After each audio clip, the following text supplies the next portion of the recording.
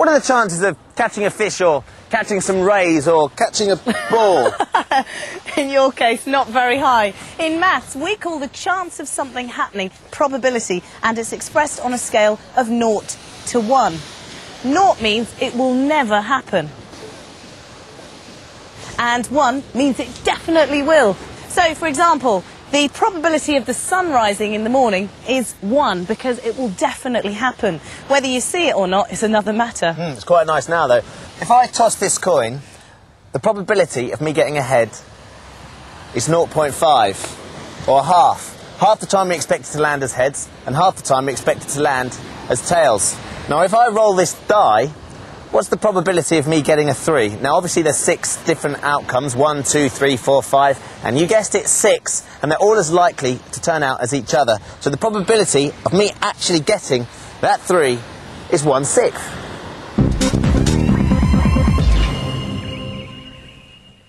Lynn Suzanne knows all about probability. She enters competitions professionally.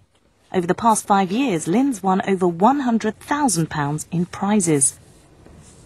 I've won 2 cars and I've won some super holidays. We've been to Amsterdam, Monte Carlo, South Africa, Cyprus, and a wealth of other prizes. OK, so last year, how many competitions did you enter? I must confess it was 500. 500? My goodness, that's more than one a day. And how many did you win? I won about 10 major prizes last year.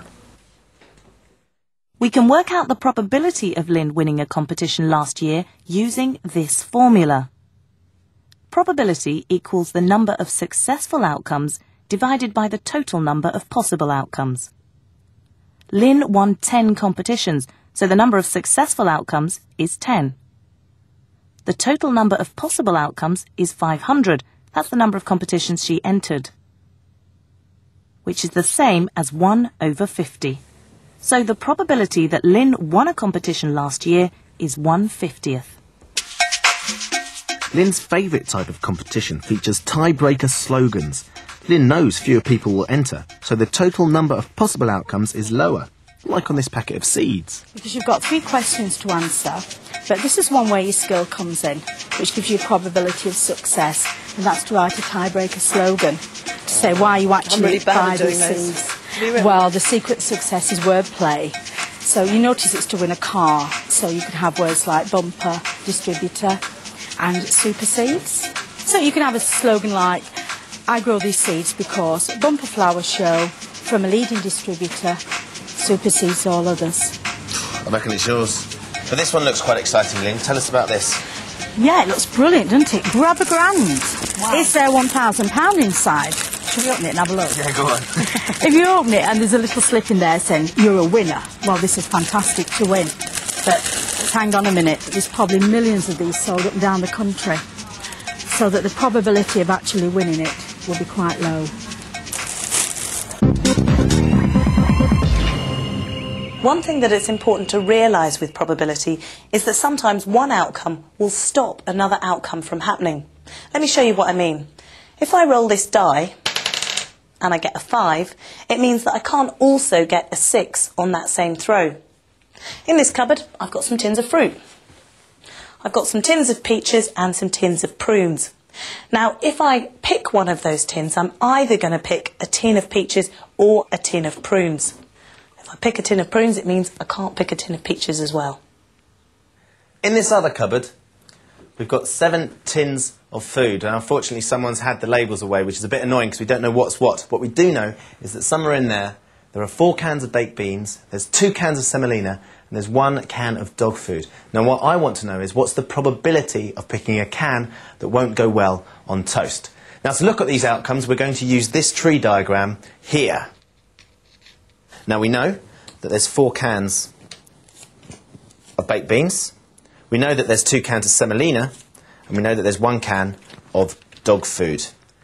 4 plus 2 plus 1 equals 7 cans altogether. Now, if there's 4 cans of baked beans and there's 7 cans altogether, that means the probability of picking baked beans is 4/7 or 4/7. If there's 2 cans of semolina, the probability of picking semolina is 2/7 or 2/7.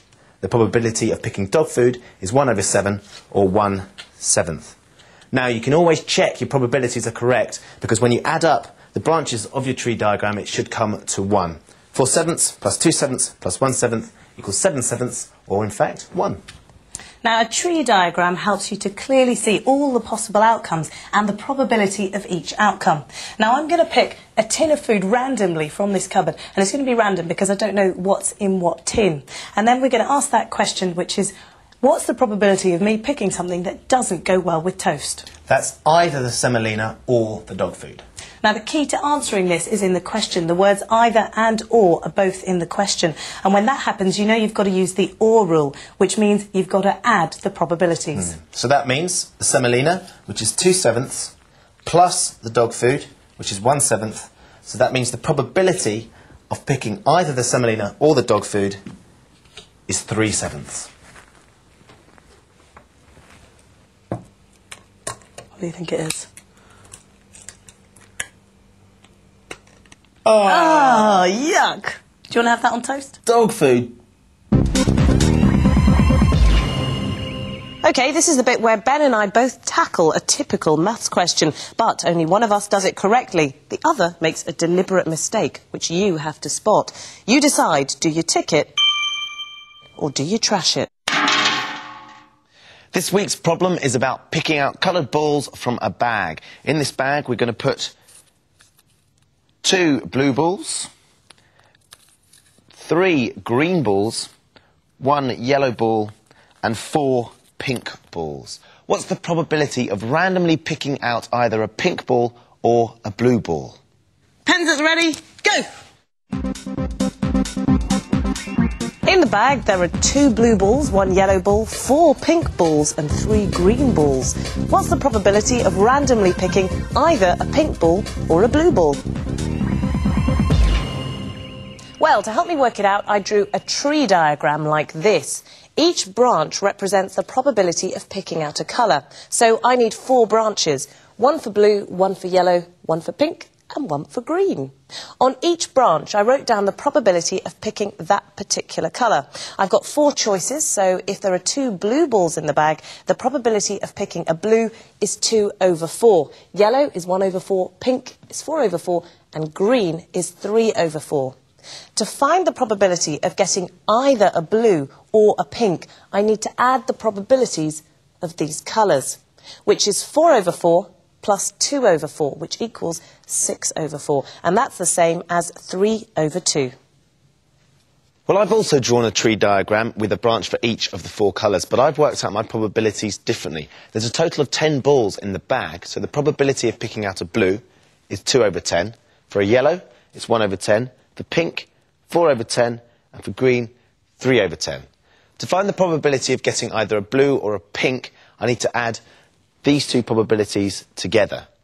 That's 4/10 plus 2/10, which equals 6/10, and that is the same as 3/5. So, who is right and who is wrong? Is Katie right to work out the probabilities as quarters? Or is Ben right to work out the probabilities as tenths? Well, in fact, I was wrong because I made the mistake of writing the probabilities as being over 4, because there are 4 branches on the tree. In fact, it should be over 10 because there are 10 balls that we can choose from. A good way to check you've got your numbers right is to make sure that all the probabilities on the branches add up to 1.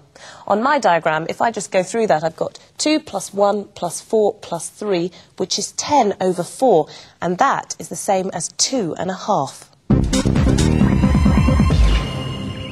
We've probably all given in to the temptation of a prize-winning competition at some point or another. But did you know there are people whose job it is to set those competitions?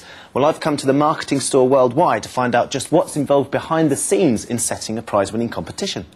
Andrew, how important is probability to your job?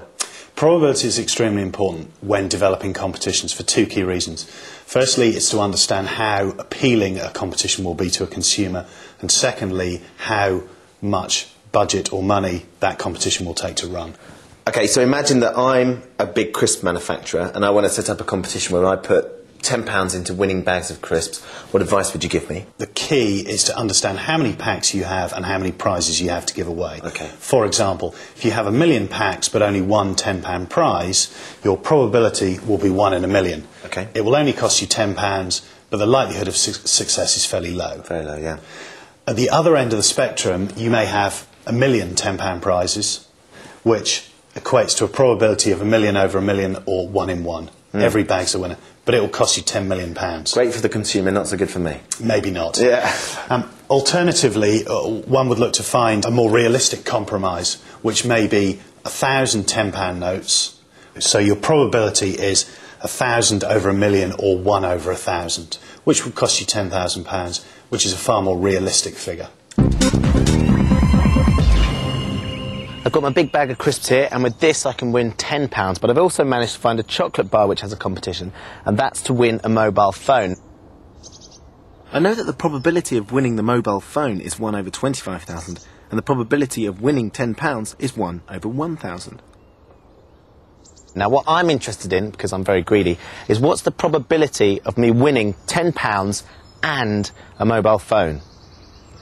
Now the key word here is and. That means we're going to have to multiply the probabilities together. The probability of me winning a tenner is 1 over 1,000, and the probability of me winning the mobile phone is 1 over 25,000. So we multiply those together. 1 over 1,000 multiplied by 1 over 25,000 means the probability of me winning a tenner and a mobile phone to tell my mates about it is 1 over 25 million, which is tiny. It's minuscule.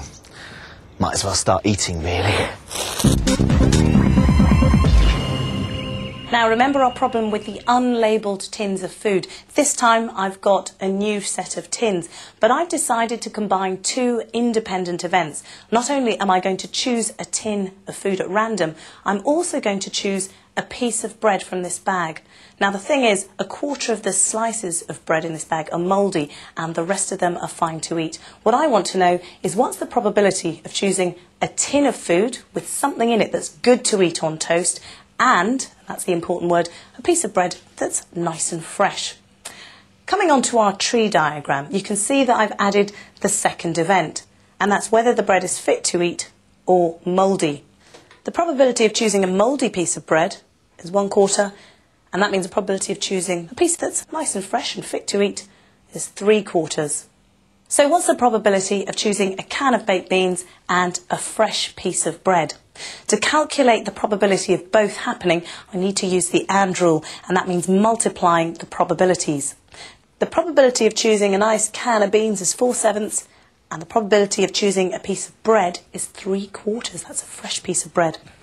So, 4/7 multiplied by the bread, 3/4, equals 12 over 28, which is the same as 3/7. Now all I've got to do is choose the bread and open a can of food. Oh, it looks like something gross, like, ugh, semolina. Let's see what's in the bread. Mouldy bread and semolina, yuck. What's the probability of those two things happening?